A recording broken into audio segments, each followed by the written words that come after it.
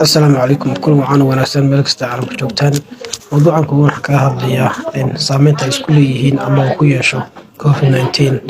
قنشق الله يقانو تيرو كلانكا ومهمة نولها دراسة لغو دابعي مجلد عافمادكا عانكا الله يقانو Journal of International Medical Research waxaa leeyahay cabqalaliha loo yaqaano SARS COVID-2 oo ah fayraska keena cudurka loo yaqaano COVID-19 oo markii hore loo yaqaanay novel coronavirus ayaa ah mid saameyn ku yeesha qanjirka loo yaqaano hypothalamic pituitary thyroid oo isagu qaabilsan shaqada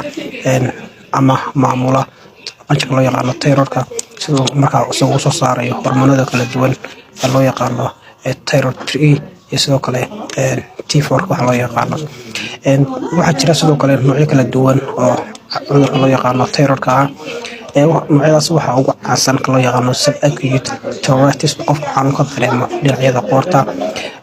taasoo markaa qofku u barar yeelanayo waxaa kaloo ka mid ah ka loo yaqaano Graves' disease ah in markaa unugyadii jirka ay difaaca u qaabilsanaa marka loo yaqaano immune ay markaa u arkaan unugyadii soo saaray thyroidka wax markaa iyagu dibadda kaga yimi waxaa ku jirka isla markaa loo dagaalama taasoo markaa keenta in shaqadii ay sare u kacdo hormoonkaas xaaladda loo yaqaano hyperthyroidism kamid ah ka loo yaqaano thyrotoxicosis markaa in uu sare u bato inuu sare u kaco ama u bato hormoonka loo yaqaano T4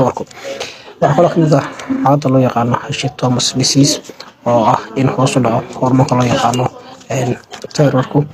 xaaladda loo yaqaano hypothyroidism ama T3 indhawaal waxaa soo badanaya in lagu arko dadka gaar ahaan haweenka maadaama ku badan yahay cudurkani in ku soo badanaya haweenka daraasadan ayaa waxay noo iftiiminaysaa in caabuqdhalyaha SARS COVID-2 oo keena xanuunka loo yaqaano COVID-19